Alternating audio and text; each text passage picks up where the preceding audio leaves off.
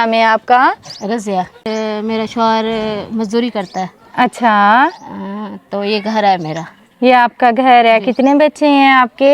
माशाल्लाह 3 बच्चे हैं मेरे। हाँ जी। 2 की शादी कर दी है, एक हाँ जी। हमारी बेटी है मेरी। अच्छा, इनका कमरा कानों वाली छत डाली हुई है, कच्चा कमरा है और ये इन्होंने दुकान लगाई हुई है। ये बस इतनी सी ही इनकी दुकान है, इससे ज़्यादा नहीं है।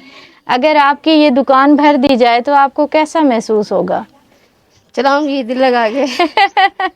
दिल लगा के फिर चलाएंगी? हाँ इंशाल्लाह। इंशाल्लाह ताला। देते हैं माशाल्लाह, बहुत साथ देते हैं मेरा दोनों बेटे। लेकिन कब तक बच्चे हैं उसके माशाल्लाह।